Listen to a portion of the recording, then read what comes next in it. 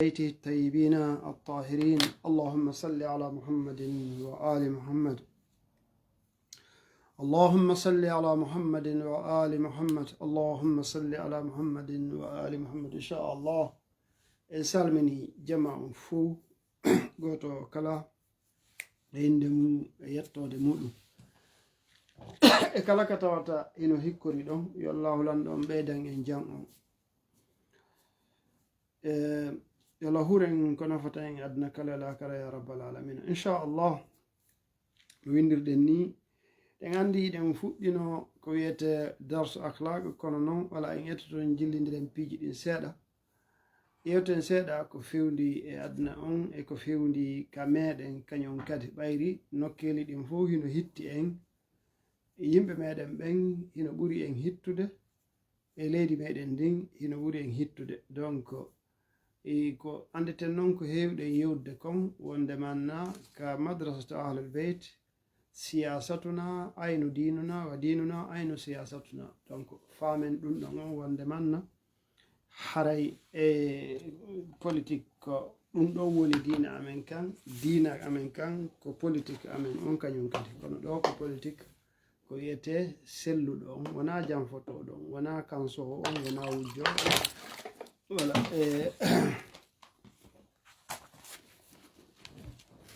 Donc ɗum ɗon on famen ɗum ɗon inchallah.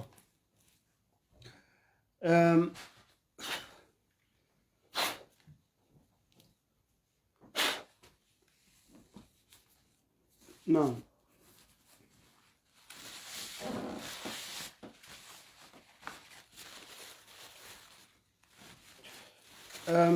Inchallah haray en ɓanginanay tun jama on ɗo piiji seeɗa en yewta e piiji seeɗaji ko tawata en fof meɗen hiɗirre yeƴƴintinen haqqille jama on e fe ɗin toɓɓe ko tawata hiɗen yewtude ɗon. Eɗen andi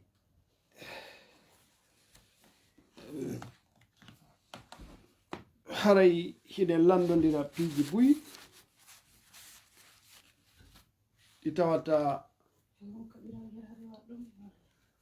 ko wiyete tarika on hino yewta en, histoire on hino yewta en piiji feƴƴuɗi.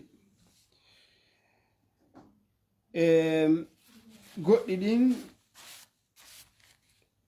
e wiyay tigi tigi ɗum ɗon wona gonga noon. Goɗɗi ɗin e wiyay haqqille jaɓata ɗum ɗon e ɓen yimɓe ɓe nanɗen inde muɗum ɗon wonde manna ɓen ɗon ɓe wawata waɗude ɗum ɗon, ɗum wawata waɗude yeeso maɓɓe. ɓe ronka dartade, ɓe ronka darodade e gonga kam, ɓe ronka daranade gonga kam. ɗum ɗon ila histoire on sen ɗumannike en taway ɗum ɗon ila histoire sen nani tarika e sira nelaɗo meɗen muhammadun sallllahu alayhi wa alihi wa sallama e wondiɓe maɓɓe ɓen e ko wiyete histoire ji buy hiɗen nanude ton.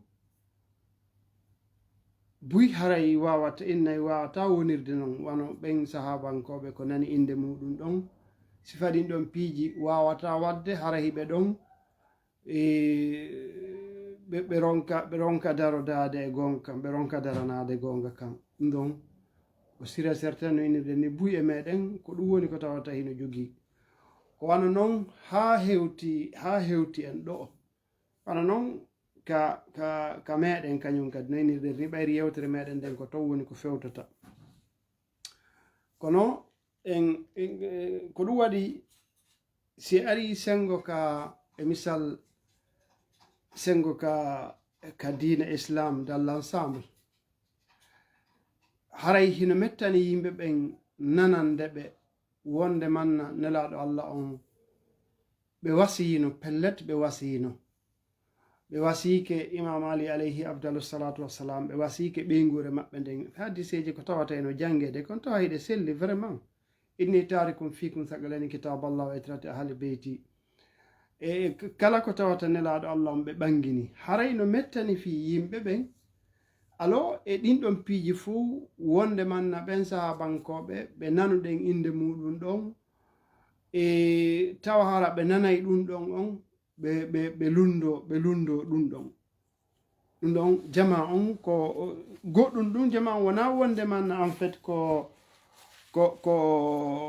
jingal ngol ɓen ɗon woni ko woni e muɗum kono noon ɓe miijeto wonde manna nono ɓe gasata wadde ɗum ɗon on ɓen ɓe nanɗen inde muɗum ɗon e no nanirɗen inde maɓɓe nden non ɓe wawata wadde ɗum ɗon ɓe wawata wonde ka ɗum ɗon on waɗa hulaɗi wala buy haray hino yeddirde on none ɗon kono ko honɗum waɗi si tawi ko honɗum addi yo jama on waɗu e ɗiɗi ko honɗum addi yo jama on cikkito yo woɓɓe yo ronku henande woɓɓe haysi tawi no henande ɓe ka haqqille ɓe andi possibilité muɗum on kono ka kene ga ɓe wawata jaɓande ɗum ɗon haqqille maɓɓe ɗen donc ɗum ɗon on alors ko ɗon woni ko innete dawru golle d' abord immiɓe waɗuɓe ɗum ɗon ɓen e tawtuɓe ɓe ɗum ɗon ɓen ko woni ila ko ɓe ɗo windata histoire ji ɗi ɓen ɗo windata ɗin yewtereji ɗi ɓen ɗo windata ɗin tarikaji ɗi ɓen ɗo windata ɗin e ko ɓen ɗon yewtata kon ko ɗon ɗum ɗon on naati ko ɓen ɗon ɗo woni ko tawata ƴetti ko ɓennata kon naati ka hat ko ɗon woni ko tawata e piiji ɗin ɓe sansidiri buy kala ko tawata hino jaɓa sikkintinede ɓe sikkintina yimɓe ɓen kala ko tawata hino jaɓa fennede ɓe fenna kala ko tawata hino jaɓa jilɓidirede ɓe jilɓidira fiyon ɗum no innirde ni aranon ɗum d' abord goɗɗum ɗum ko kamɓe woni ko tawata huwi ko kamɓe woni ko tawata waɗi ala nokkugo ka waweten ƴedde misal sina e sifa ko feƴƴi kon ka meɗen ma ko fewndi kon ka meɗen hiɗen andi ila 58 wiyaɗen en heeɓi indépendance addude ɗo ha ɗo histoire tarika ko woni feƴƴude kon ka meɗen ha ɗo ko kamɓe alors kamɓe toñuɓe ɓen kamɓe wiyaɓe bonni ɓen kamɓe taway ɓe nangi yimɓe ɓen soki yimɓe ɓen wari yimɓe ɓen raɗike yimɓe ɓen ha ɗo histoire on ko e jungo maɓɓe woni ko kamɓe woni ko woni e windude ko kamɓe ko woni e jangude kamɓe woni ka télévision kamɓe woni ka radio kamɓe woni ka journée kamɓe woni e feppiji ɗi fof ko e juuɗe maɓɓe woni donc wiyeteɓe ko victime ɓen ɗanni nde bawtogo voilà wiyeteɓe ɓen ko victime tawaɓe ɓen toñama warama sokama raɗama e ko nande sifa muɗum ha ɗo ɓe ronku heɓude ka hito maɓɓe ngon yaltita ha ɗo ɓe ronku heɓude ko ɗum waɗi madama ko sengo ɓen mbeyatoɗen e sengo toñuɓe woni ko wonɗen heɗitade e wawata bimana toñaɓe ɓen ɓe jogaki konngol donc ɗum ɗon on ko ɗum woni ko tawata hino fewndi ko ɗum woni ko tawata feƴƴi ka meɗen e ko fewndi kadi feƴƴi ko kañum woni ko fewndi no innirde ni par ce que ha ɗo ɓeya ɓe heɓali ɓe waɗali honɗum ɓe heɓali doole e toñaɓe ɓen ha ɗo ɓe heɓali kaɓe yaltintina kaɓe yewta nam hiɓe wawi windude bindi maɓɓe ɗin ɓe mara ɗi ɓawo ton ɓe wawi etade ɗuma kono no heddi e appareil état on koye juuɗe toñuɓe ɓe woni e justice état on koye juuɗe toñuɓe ɓe woni police e gendarme e ñawoɓe noon nanone bonnuɓe ɓen koye juuɗe ɓen ɗon woni ko tawata hino woni e muɗum ko ɗum waɗi hino yurmi ha iɗen heewi yewtude critica on yewta tigi tigi ha ɗo no yurmi ka tawata wano monsieur ko wiyete ko une certaine Diané si tawi mi fayali wonnoɗo ka service secret tan Sékou Touré wonnoɓe sabu yo fulɓe buy nangue y compris e jallotel en yo ɓen ɗon on noddite yo ɓe arɓe seedito donc kamɓe tawnoɓe ɓen hino gollude de hari de wona wonde manna ko citoyen jo ninani tum wona wonde manna hari ko politicien jo ninani tum ko ka service secret ka nangoɓe yimɓe ɓen ko ɓen ɗon woni ko tawata hari himo gollude donc yo on ɗon noon yo noddete fayin kadi tawa hara ko kamɓe fayin kamɓe no innirɗen ni kamɓe bonnunoɓe ɓen ko kamɓe kañum kadi fayi woni ko tawata hino laami yo on ɗon on yo noddete yo ar o seedito yo ar o seedito ko honno ɓen toñaɓe nanga ɗon ko honnumɓe bonni est ce que ɓe toña ka ɓe toñaka donc kanko noon himo jeeya wonnoɓe gollude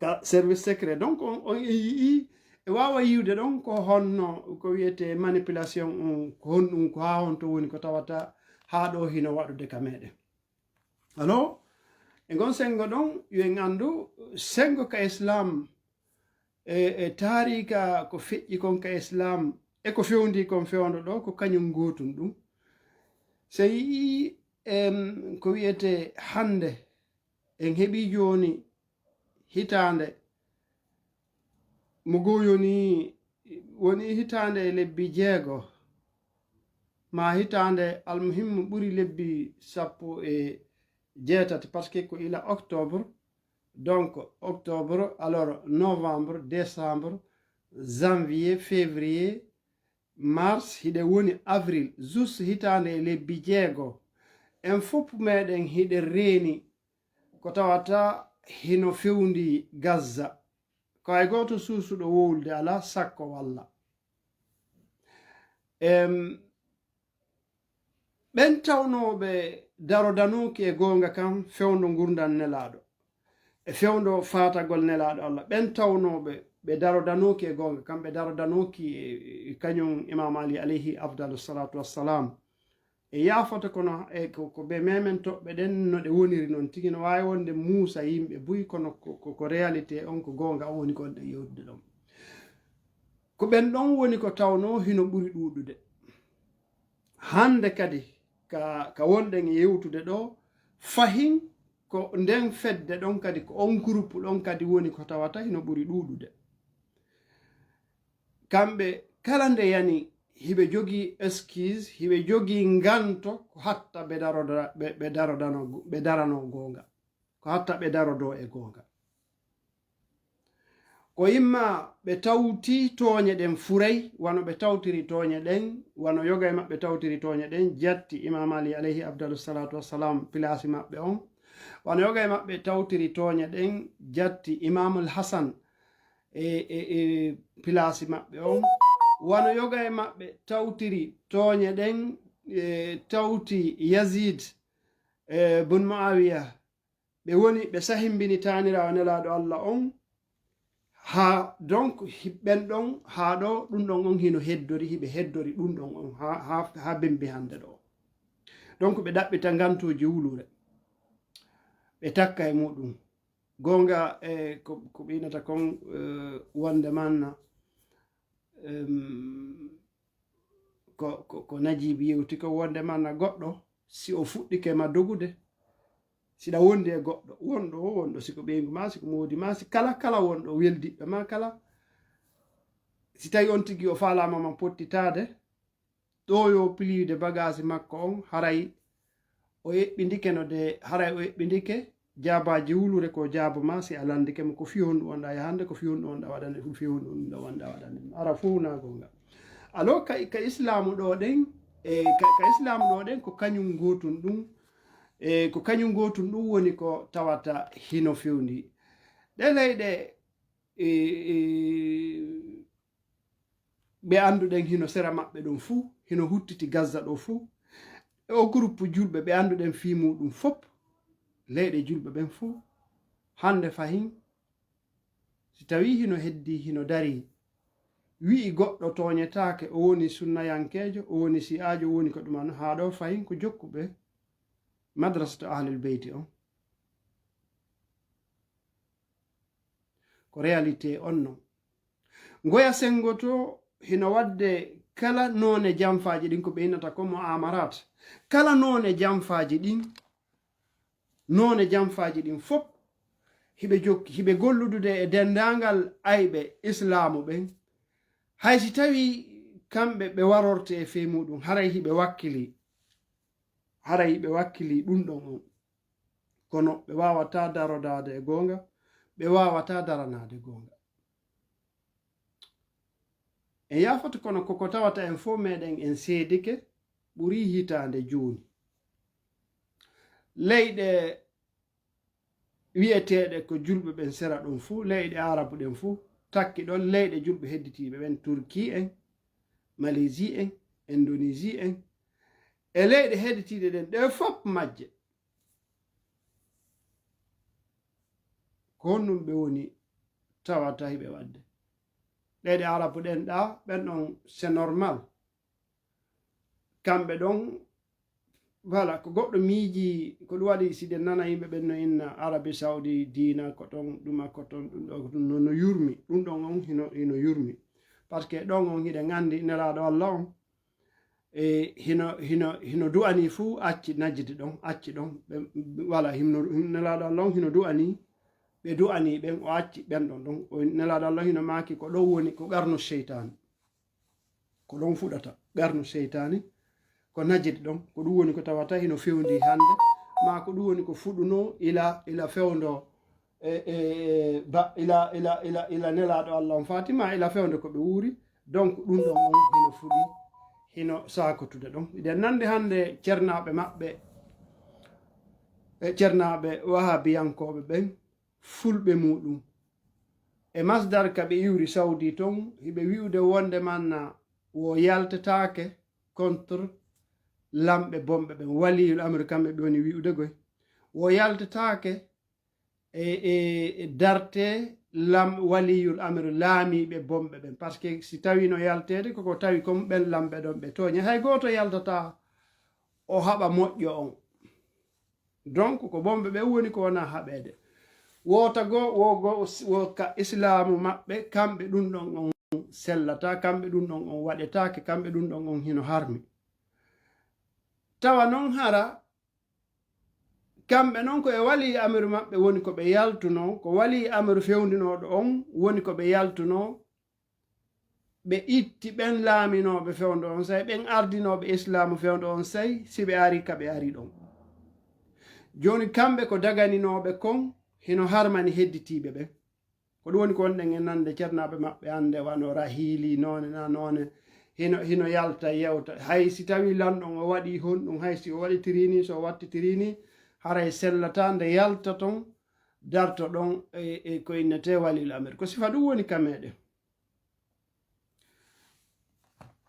Ha hande ceernaɓe maɓɓe wo doctoruɓe maɓɓe ceernaɓe maɓɓe ko nanoton hiɓe yewta e fatuwaji maɓɓe, est ce que sonnajo no sellaka o moro rasta sellata, est ce que hino sellaka o waɗa ɗum ɗo sellata, ene ko honno juulirte ko ni, ene kon ha han ko ɗin fatuwaji ɗi ɓeydata julɗo, andugol ɗi ɓeydata julɗo, angal andugol ɗi ɗuytatamo, ko ɗin ɗon ɓe kippi.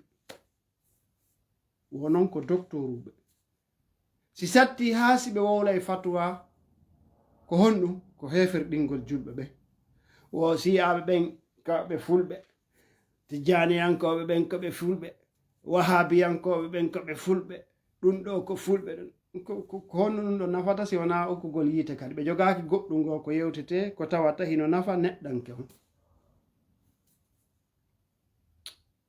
ɓe jogaki. Mi andi e yiɗa nande ɗum ɗon, kono ko voilà yiɗuɗen nande e yiɗa nande ko ɗum woni ko wonɗen wurde e mum. Donc sa nani lande fatuwaji wo ko ɓe waɗata ko ɓe wona landede ɓe jaabo, taway ça sera absolument rien, hunde ko tawata hino wawi nafude goɗɗo, no wawi nafude diina, no wawi nafude hunde ko tawata hato gina anduɗa ɗum a ɓeydotako, a anda ɗum ɗum ɓuytatama hay e hunde. Ko ɗum ɓe ɓannante micro ji, ɓe ɓannane téléphone ji, ɓe ɓannane ɗum ɗo, ɓe ɓanna mankine ɗum maɓɓe tan accamɓe hunde si wona ɗin mankanji ɗon. Donc alors ko yowdiri kon e ka meɗen hiɗen fewtina yewtere meɗen nden fahin e ardiɓe ɓen ka laamu. Inoɗen ni wona en contre Doumbouya en tant que Doumbouya, kono noon ko en contre haala firta on ɗum ɗon waɗuɗo ɗum ɗon wo o ala nokku go o jogaaki jawdi ko o yeena en haa tawtenmo enen ndima maako meɗen ngu soodetaake ngu jogaaki prix ngu yeeyetaake e ronu ngun ɗon ka mawɓe ɓen ngu jogaaki prix eɗen yiwde ko ɓe woni ƴettude mbuuɗi état on kon ko ɓe woni ƴettude contribution jama on kon ɓe waɗa campagne fii yo Doumbouya wo ko soutien Doumbouya soutien CNRD kono kamɓe tigi ɓe andi ɓayri ko ɗin ɗon mbuuɗi ɓe woni e yaltinde ko sabu ɗum ɗon ɓe woni ko ɗum ɗon donc ɗum ɗon on hino holli jama on yiɗaɓe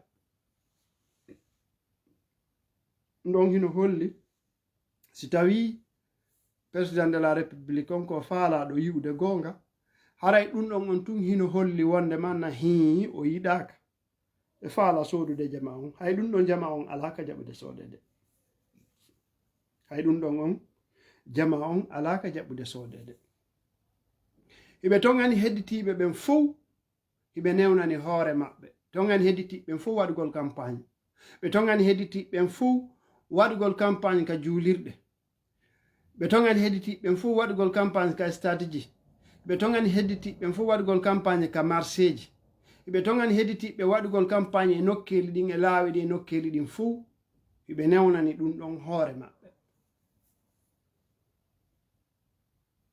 wo hiɓe faala noon yo en fottu wo hiɓe faala noon yo en jonnidir juuɗe wo hiɓe faala noon yo gine en fof woni hunde wotere fillitoɗen ko yewtunoɗen kon mo yiɗa en koye hoore ɗum mo yiɗata en koye hoore ɗum on propagande mo wonɗon e wadde ɗon on manamana ko wonɗon e wadde ɗon ɗum fottinta en aduna si on jokkirini ha leydi ndin taggama ɗum wawata fottindinde ha ɗo on faalaka yo fotte ha ɗo on faalaka yo tooñe accu ha ɗo on faalaka yo guine en fof jonnidir juuɗe par ce que e wawata jonnidirɗe juuɗe onon hiɗon warde hiɗon jattude hiɗon liɓude cuuɗi hiɗon wowlude firton hiɗon wadde ɗiɗo piiji fof wi'en ko yen jonnidir juuɗe e hoore ɗum wawata wonde donc wona ngaygu no yinirɗen ni addude kono noon en yewtino ila ko ɓe ari wonde manna ɓe wona bon mieux placé fi wi'ugol réconciliation yo waɗu ka me en a ƴettata finkari waɗa e hoore goɗɗo wi'amo koye on weldu ko ɗum woni ko wonɗon e waɗude ɗum ɗon hino holli ɗon ndaare ber ko wonɗon e yaltude kon si tawi ko juma ndaare armuji ko wonɗon iwtirde ɓawa moɗon kon siko ka jama ndaare ko wonɗon iwtirde militaire ko wonɗon iwtirde ɓawa mon kon kala ka tawata hiɗon fokkiti e nder leydi ndin fuu image ji wonaɗi yiyeede ɗin no holli wonde manna on jogaki popularité image ji ɗi par ce que ko soit ko population ɓe jogaki arme ɓen hulɗon ko ɗum woni si tawi hiɗo yaltirde noon yalti noon arme ɗen hulɓi noon population on ma ɗum ko militaire ɓe ɗimmoɓe moɗon ɓen tigi woni ko hulɗon ko ɗum waɗi si tawi hiɗo yaltirde noon e ɗiɗi kala ko par ce que haray fayin jama on ala hoolare e moɗon ɓe yiɗa on ɓe yiɗana on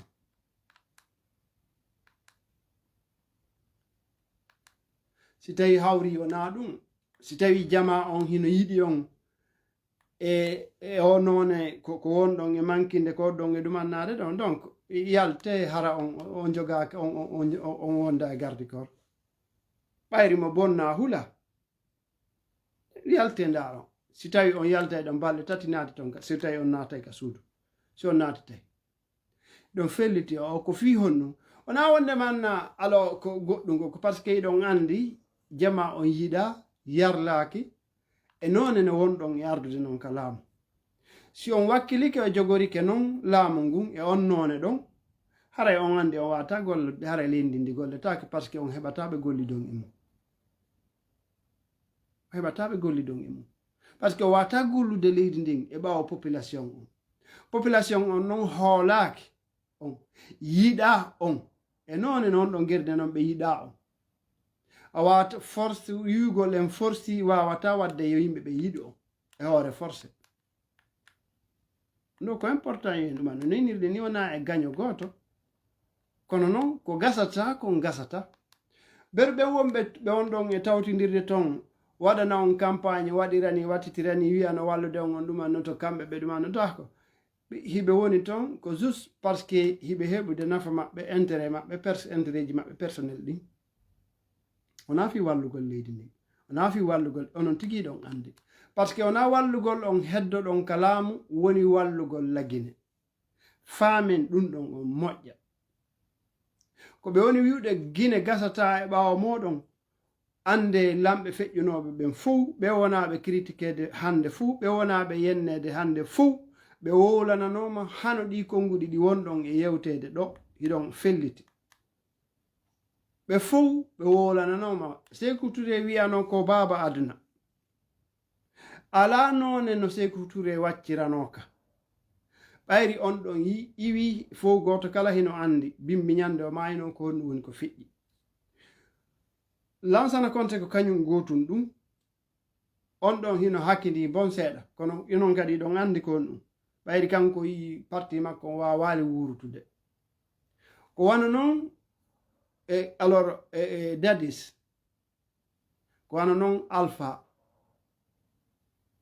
donc ɗen andi ka troisiéme mandat ala ko kellaka ala mbuuɗi par ce que jama on hari ɓe sooda ɓe yiɗa ɓe forsa ɓe yeena mbuuɗi ɓe hulɓina ɓe tampina ɓe lorra kono yi nafaali mo kanko nafaali ɓe kamɓe mbuuɗi ɗi ɓe heɓi ɗin ittaali ɓe e ɗowdi naɓi ɓe e nange ittaali ɓe e nange naɓi ɓe e ɗowdi donc onon ɗo kañum kadi on ari on jokkiti e ngol laawol exactement par ce que ɗin mbuuɗi wonanoɗi sendede fewndo Alpha Condé fi troisiéme mandat ko onon woni ko wonnoɗi e sendude ko onon woni ko wonnoɗi e naɓude ko onon woni ko wonnoɗi tumbude ka pick-up jemoɗon naɓon sendi ton wonanoɓe nangede ɓen ko onon woni ko wonnoɓe e nangude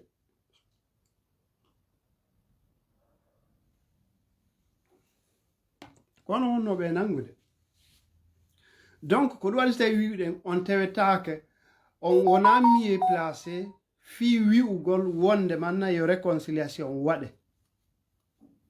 si tawi on hunnuno aade din haray ɗon jama on fof hino renuno iɗon eɓɓi hunnugol aadi ko wiwɗon kon on présentotako goto présentotako e groupe moɗon on fuu haray no jama on fof hino soutenir fof hino tawti on fuu par ce que haray hon ɗum iɗon gollirde ko wiwɗon on golliray kon kono on wawata fodde yimɓe ɓe goɗɗum lundoɗon ɗum ɗon eɓɓon waɗugol goɗɗum hiɗon jokki e ɓittugol parti politique ji ɗi hiɗon jokki ɓe ɗamini ɗon wawa e on folude ɓen fuu ɗaɓɓugol e piiji ko fawon e hoore maɓɓe par ce que ko onon woni ka laamu ko onon woni ka justice ko onon woni ka police ko onon woni ka militaire yagal donc miijo ɗon hara yimɓe ɓen yiɗa e on ma yimɓe ɓe yiɗana e on ɗum wawata wonde ɗum felliti wawata wonde donc ɗum gon sengo ɗon ande tun no inirɗen ni ko gasata kon gasata o wona mieux placé on wona tawɓe hino wawi ardade lagine waɗugo réconciliation lagine wawɓe no wadde ɗiɗo piiji ɗum ɗon o wawata par ce que no inirɗen ni hoolare ala hakkunde moɗon e jama on hande kadi partiji ɗi wonɗo daranade ɗin nangugol woɓɓe maɓɓe raɗo ɓeeɗa soka ɓeeɗa e ko nande sifa ɗiɗo piiji ɗum waɗata hunde si wona ko ɓeydata ñakkinde on hunde si wona ko ɓeydata ñakkinde on ko réalité non oto miijo wonɓe yewdon gonga ɓen ko ayɓe moɗon ɓen aña lagine min añata lagine goɗɗo añinta men lagine no añina men non kanko on himo wana sabu ha men anyamo kanko kono wona lagine men añi o taw miijo wonde manna ko Doumbouya woni lagine wona CNRD woni lagine kala nde dictateur jo ari o waɗa e hoore makko ko kanko woni leydi ndi komo yiɗimo woni yiɗi leydi ndi. Ne faut pas penser alors c'est M. Doumbouya ou bien c'est CNRD qui est la Guinée, qui est Guinée. Non. Il est guinéen comme tous les autres. Alors il ne faut pas dire si on n'aime pas Doumbouya, alors on n'aime pas la Guinée. Doumbouya, ce n'est pas la Guinée. C'est un Guinéen parmi les autres. Tout le monde déteste les menteurs. Tout le monde déteste les promesses, les gens qui ne tiennent pas leurs promesses. Tout le monde déteste ça. Alors il faut savoir, on n'est pas contre Doumbouya en tant que Doumbouya. On est contre l'injustice, on est contre ceux qui promettent et ils ne respectent pas son promesse. Alors il est parmi ces gens-là. Il l'a montré, il est parmi ces gens-là. Donc, il ne faut pas confondre les présidents de la République et la République elle-même. Il n'est pas la République.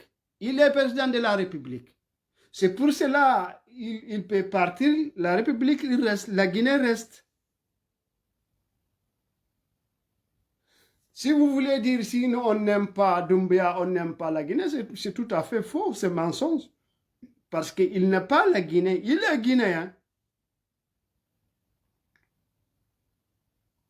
Il n'y a personne, on ne doit pas aimer quelqu'un qui ment. On ne doit pas aimer quelqu'un si on est normal. Hein. Si on est normal, hein, si on est vraiment un humain, même si on n'est pas religieux. Mais si on est un humain, on ne peut pas aimer quelqu'un qui ment. On ne doit pas aimer quelqu'un qui ne tient pas son promesse. On ne doit pas aimer quelqu'un qui manipule. On ne doit pas aimer quelqu'un qui dit quelque chose, il fait une autre chose. En tant que normal, si on est vraiment normal, on ne doit pas faire ça. Il ne faut pas compter, il ne faut pas dire que c'est les gens qui n'aiment pas ces genres de personnes qui ne sont pas normales.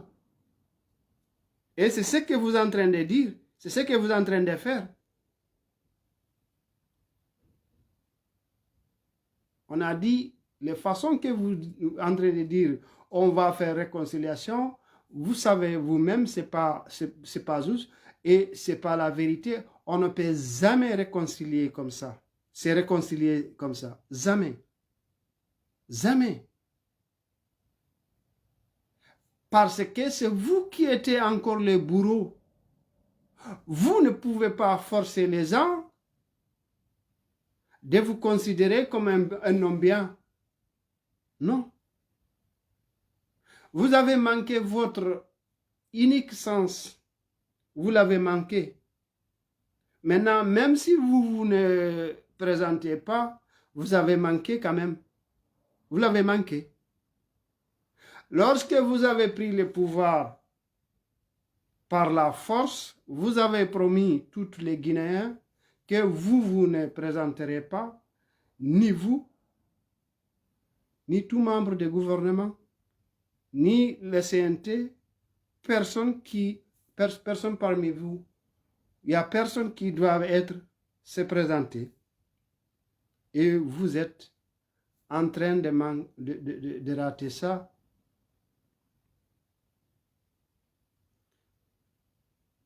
Alors, vous n'êtes pas Guinée. Le CNRD, ce n'est pas la Guinée. On vient, on dit, on répète.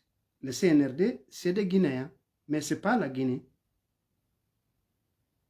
Alors, en tant que normal, un homme normal, une femme normale, ne peut pas aimer quelqu'un qui dit quelque chose, quelqu'un qui ne respecte pas son parole. Alors, vous êtes en train de fabriquer toutes les mensonges contre les autres partis et leurs leaders. et vous arrêtez qui vous voulez, vous tuez qui vous voulez, vous faites des mensonges sur les autres, comme si Dieu n'existe pas.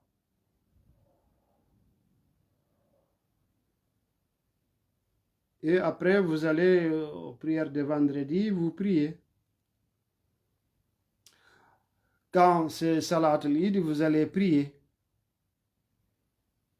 Et vous faites comme si c'est ça, c'est ça qu'est l'islam.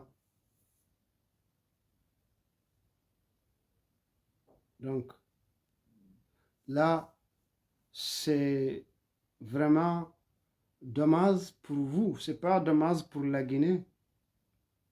Parce que c'est vous qui vont être hors de l'histoire. Je vais dire les bonnes histoires.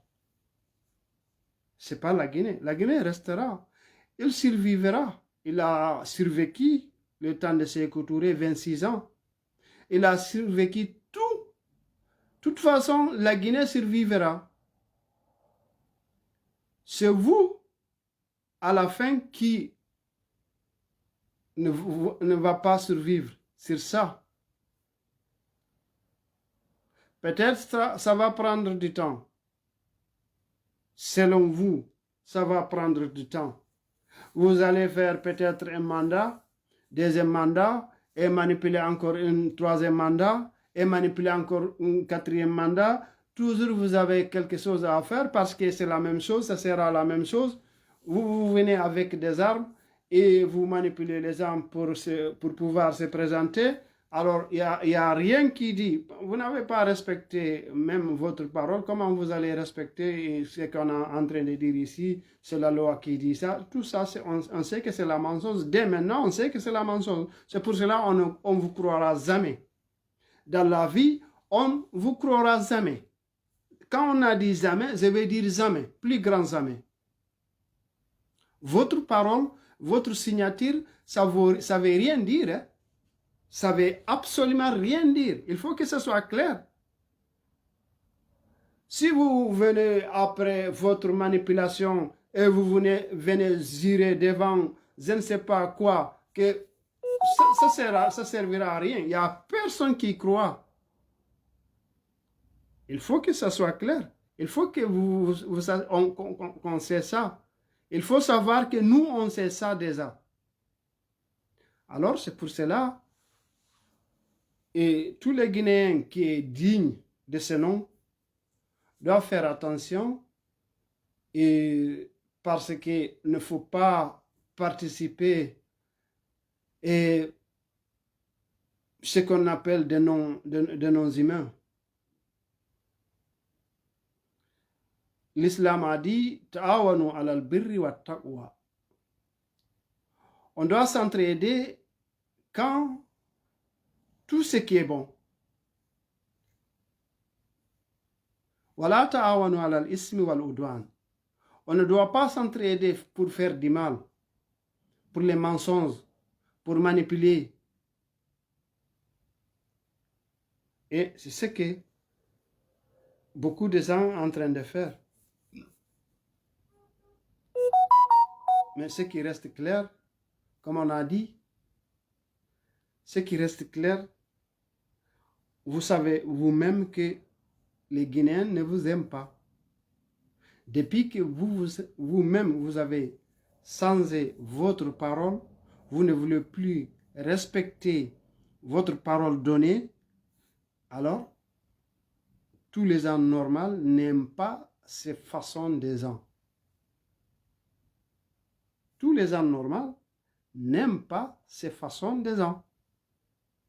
Et ça, c'est ce qui est normal. Hein? C'est ce qui est normal.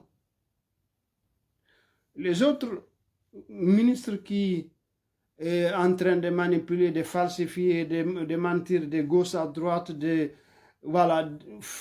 manipuler les gens, et même eux-mêmes, ils savent que pour eux, c'est fini. Pour eux, c'est fini. Quand ce gouvernement-là, il tombe, et quand ce gouvernement-là tombe, quand on les change, on la lève dans leur place là, ils n'auront plus rien. Ils n'auront plus rien. Pour eux, c'est déjà fini. Je parle de tous les ministres qui sont en train de manipuler en ce moment-là. Ils savent que si jamais demain il y a un remaniement ministériel, même s'il n'y a pas élection, ils ne pourront jamais avoir une autre place, en tout cas pas en République de Guinée. Parce qu'il n'y a personne qui va leur faire confiance. Ils n'auront pas des électeurs qui vont les choisir. Parce que tout le monde déteste les menteurs. Tout le monde déteste les manipulateurs. Tout le monde déteste les gens qui ne sont pas honnêtes.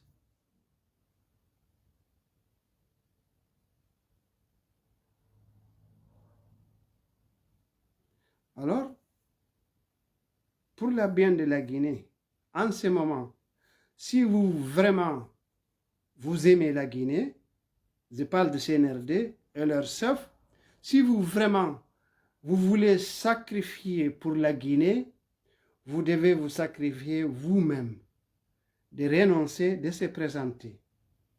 Vous ne pouvez pas aider la Guinée plus que ça. Vous ne pouvez pas aider la Guinée plus que de ne pas se présenter. Même si on sait que c'est risqué pour vous, même si on sait qu'il y a des gens qui sont derrière vous qui ne vont pas accepter que vous ne vous présentez pas. Il y a des militaires de votre côté, de votre qui dit qu'ils vous aiment. Vous savez bien qu'ils ne vous aiment pas. Mais si vous voulez sacrifier pour la Guinée, c'est maintenant ou jamais. Vous n'avez pas quelque chose d'autre à sacrifier pour la Guinée que vous-même. Je parle bien du général Doumbouya. Si vous voulez vraiment aider la Guinée,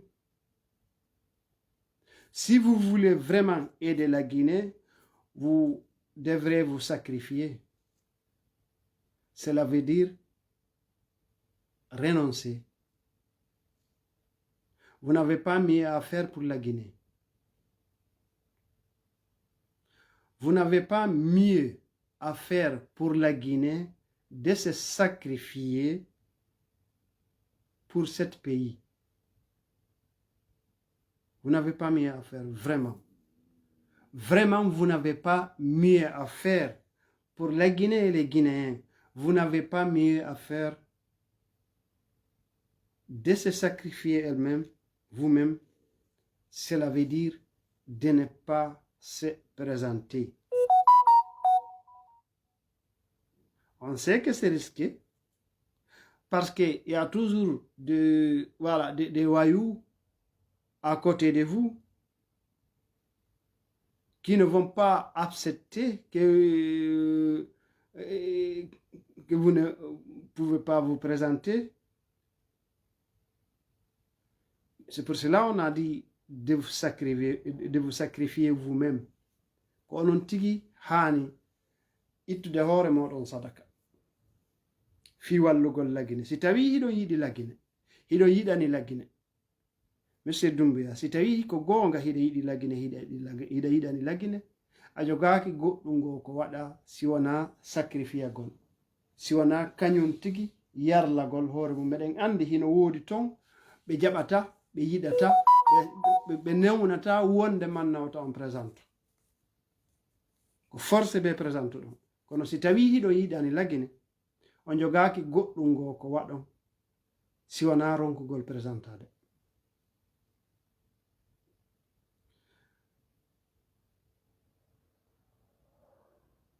Si tawi ɗon faala wallude dey, toute façon no innirɗen ni lagine heddoto. Wuy tampere waɗay, wuy sonja waɗay, kono lagine heddoto koye satto ha onon iwon suwa fewndo ɗo ma ɗum ñande goo. On ñande goo ɗon noon wona wonde manna ko woɗɗitiɗo kadi.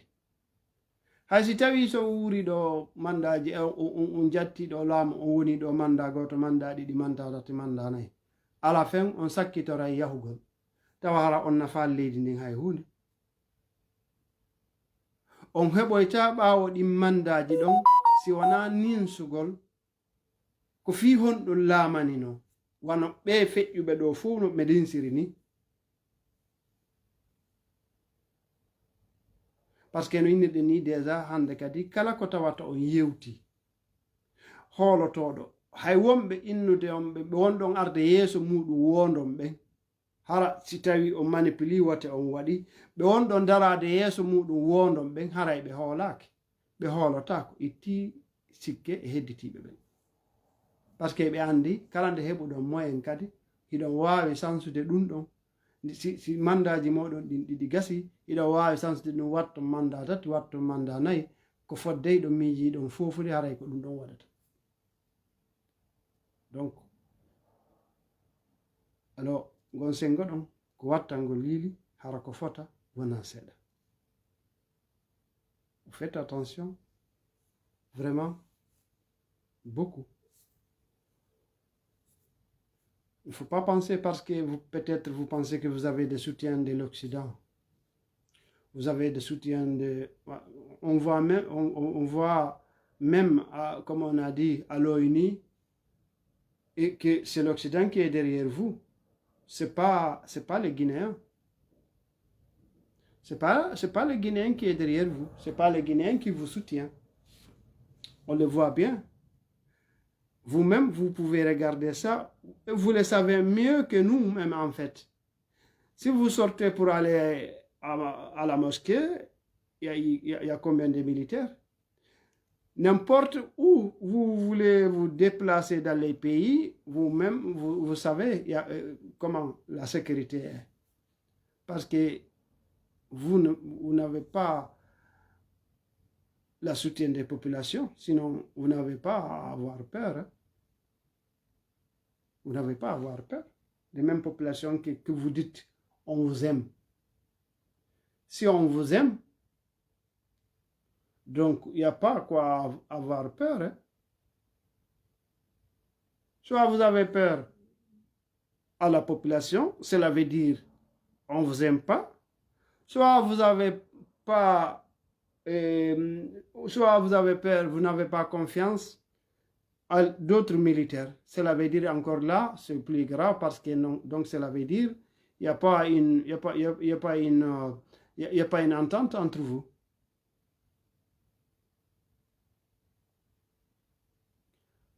Dans tous les deux cas, cela veut dire c'est pas bien. On ne pouvait pas travailler un pays comme ça.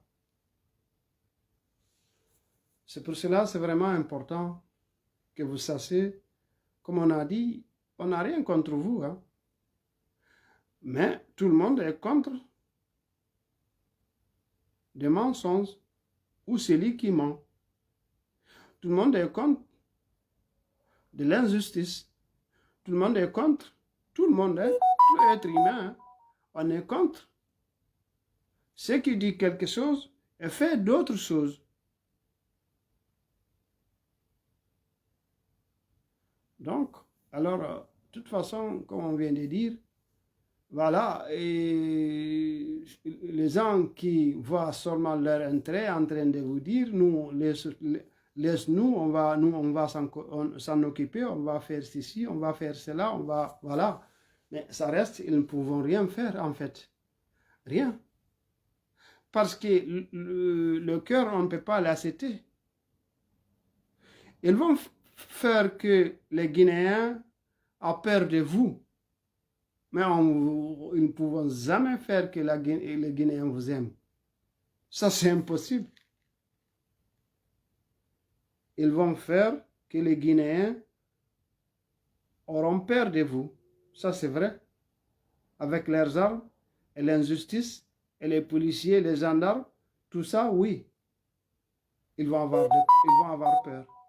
Mais ça reste qu'ils ne pourront pas vous aimer. Là, vous ne pouvez pas, on ne peut pas accepter ça. On ne peut pas accepter les gens.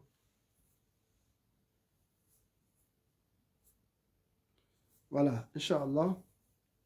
Aray, ko yondire ɗum ɗon kon halla kamen iɗen tori jama en yo wattu yili no inirɗen ni amma ɓe ministre ɓe siɓɓe men maɗum ɓe wona siɓɓe men wonɓe jindude ɗon hande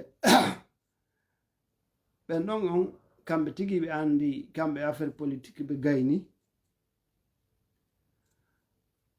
ko ɗum waɗi si tawi hiɓe etade ko etagol ha warto wonde manna ko be ko ɓe faala kon yo waɗu par ce que hiɓe andi goɗɗo wotitantaɓe e nder lagine ɓe ministre ɓe fulɓe ɗon hiɓe andi goɗɗo wotitantaɓe e nder lagine ɗum ɗon koyeɓe felliti ɗum ɗon par ce que goto yiɗa fenowo goto yiɗa jamfotoɗo goto yiɗa toñowo goto ko ɗum ɗo fof noon ɓe woni e wallude goto yiɗa goɗɗo ardo hara ko fi intérêt muɗum tu woni ko woni yiwde ko ɗum ɗo fof no woni ko ɓe woni ko ɗum ɗo woni ko ɓe woni gollude donc ɗum waɗi kamɓe ɗo on hande si remanman si ministre ɓe ɓen sansama ɓe yani ɓeɗo haray nokku goo ala ka ɓe ƴette laamotoɗo goo aroyta tawa hino hatongini e maɓɓe hiɓe andi ɗum ɗon on wote waɗata ɓe inna heɓe wawi présentade fiyo ɓe gaño hiɓe andi ɗum ɗon on donc ko ɗum waɗi kamɓe ɗon beru ko ɓe wengi wo ɓe andi honɗum arsike maɓɓe on ko sire certain wona ɗon lannata kono noon ko yowodiri e yimɓe ɓen kon ko yowodiri e wotanede kon ko yowodiri e ardagol e piiji ɗin ɗo on ɓayri jamfaji maɓɓe ɗin hiɗi feeñude tun jamfa noon kañum feeñay tun donc ɓe andi ɗum ɗon on ɓe gaynirama gon sengoɗon ɗum on voilà ɗen heewi yewtude e wona contre goto yo gollu ka gouvernement leydi muɗum kono noon ɓeɗo kañum ko woni gollude kon ko haɓugol e yimɓe muɗum ɓe ko ɗum ɗon wonnen contre mum ɓeɗo kañum ñanoɓe faala ardorde politique on noon woyɓe faala ardade partiji politique kono noon ko yoɓe feni e hoore concurrence ɓe maɓɓe ɓen koyeɓe tooñi concurrence ɓe maɓɓe ɓen koyeɓe janfo concurrence ɓe maɓɓe ɓen koyeɓe waɗu piiji ɗin ɗi fof maɓɓe kamɓe ɓayri tun ko innete imano ala ɓayri tun kamɓe ko wiyete gomɗinal hay hunde ala kamɓe ɓe miiji wonde manna janfa no feƴƴina ɓe kamɓe ɓe miiji fenugol e hoore goɗɗo no feƴƴina ɓe kamɓe ɓe miiji none na none bonnugol inde goɗɗo hino walla ɓe e none na noon ko ɗin ɗon piiji woni ko tawata ɓe golliri kono noon ko qur'ana wi kon id yamkuru bika alladina kafaru li yuspituka aw yaqtuluka aw yukhrijuka wa yamkuruna wa yamkuru llah wallahu khayrul makirin